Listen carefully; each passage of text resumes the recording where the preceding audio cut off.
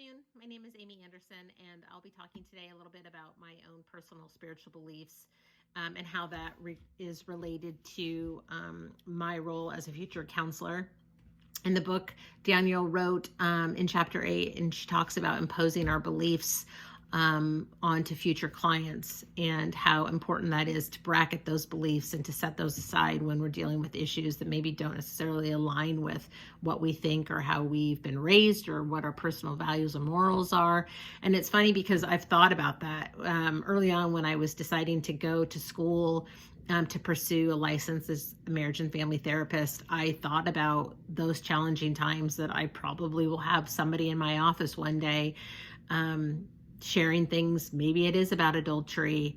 Maybe it's about some sort of addiction or, something that really goes against how I feel or what I believe or what I feel like God's word says, and how will I be able to handle those situations. And I feel like this course in particular has really challenged me to think how important that is for the future of counseling, that I am able to bracket what I think and what I feel in order to help the better good. So in one of the ACA Code of Ethics that I found to be in probably one of the reasons that I even thought about counseling was that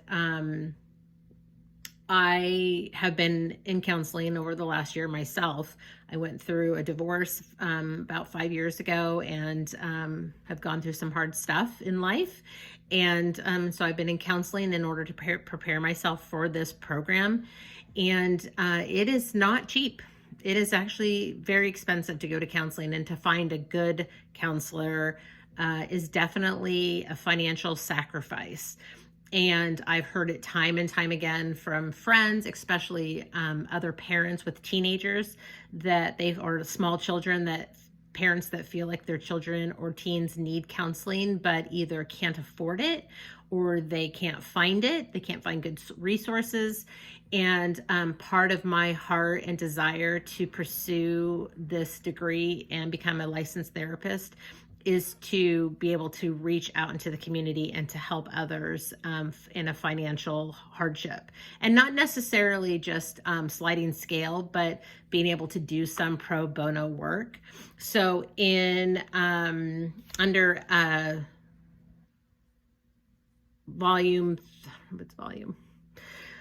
section C6E, contributing to the public pro bono, counselors make a reasonable effort to provide services to the public for which there is little or no financial return.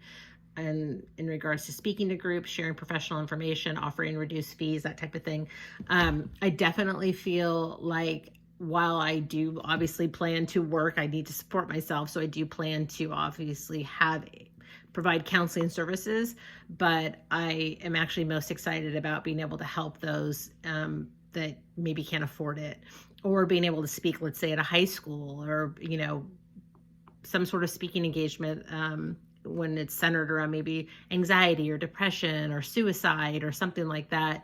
That's definitely an area where I foresee myself moving. And then I definitely have some conflict around confidentiality regarding end-of-life decisions in section B2B. And it reads, who provides services to terminally ill individuals who are considering hastening their own deaths have the option to maintain confidentiality depending on applicable laws and the specific circumstances of the situation, and after seeking consultation or supervision from appropriate professional legal parties. I'm going to have a hard time with that. Definitely feel very strongly about suicide, and I lost my own father. It'll be 10 years this Sunday to suicide. And so I definitely have some feelings around that. And yet I understand that somebody who is terminally ill and suffering, it's very hard to we need to understand their position. They're the only ones living this life of being in pain and suffering. But I do feel like it would be very difficult to counsel that. So I'm going to definitely need to spend some time really analyzing my thoughts about that, as far as not taking it personally or getting emotionally invested, but also just being a source of support and comfort for somebody who is working through the thoughts of what that could look like for them.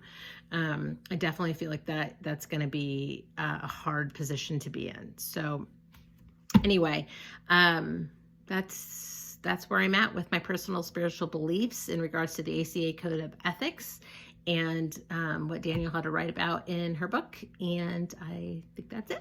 So have a great day.